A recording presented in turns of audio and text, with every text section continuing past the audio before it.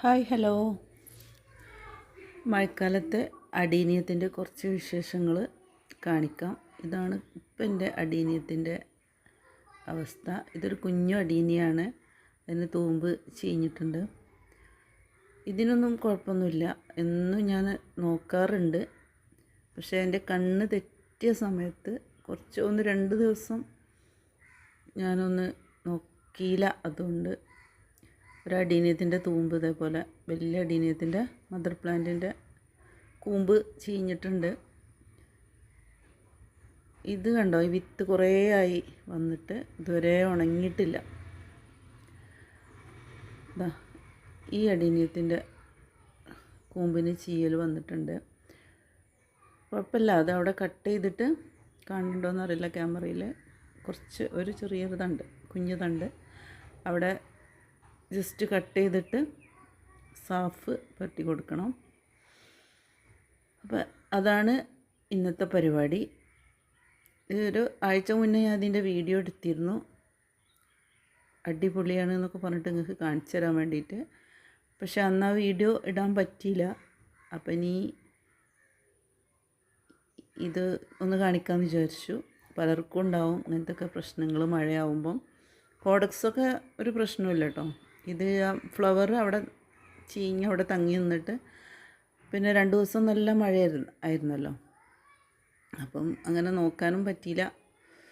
എന്ത് മഴയാണെങ്കിലും കുടയും പിടിച്ചിട്ട് നമ്മൾ ഇതിൻ്റെയൊക്കെ അടുത്ത് കൂടെ വന്ന് നോക്കണം എന്നാണ് എനിക്ക് പറയാനുള്ളത്.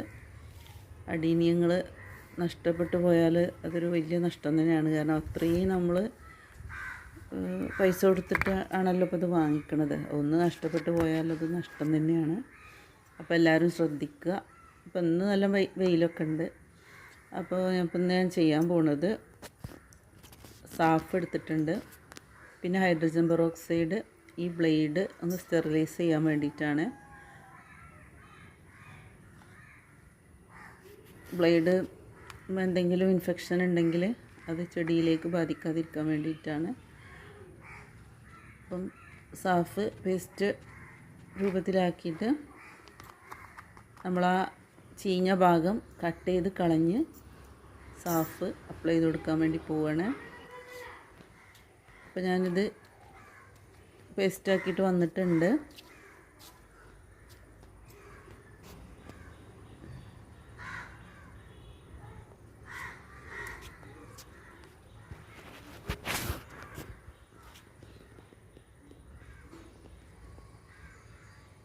ബാക്കിയുള്ള കമ്പുകൾക്കൊന്നും പറ്റിയിട്ടില്ല. ആ ഒരു കമ്പിന് മാത്രമുള്ളൊരു ചീയൽ. പക്ഷെ അതങ്ങനെ അവിടെ നിർത്തിക്കഴിഞ്ഞാൽ ഇനി അതങ്ങനെ താഴേക്ക് പോയി പിന്നെ മൊത്തത്തിലത് കേടുവരും. അങ്ങനെയാണ് ഈ അടീനിയങ്ങളൊക്കെ നശിച്ചു പോകൽ. ഇതിൻ്റെ ഇല മൊത്തം കൊഴിഞ്ഞു പോയിട്ടുണ്ട്. പിന്നെ ഈ ഒരു അടീനിയം, ഇതൊരു കുഞ്ഞു തൈയാണ്, തൈ വെച്ചതാണ്.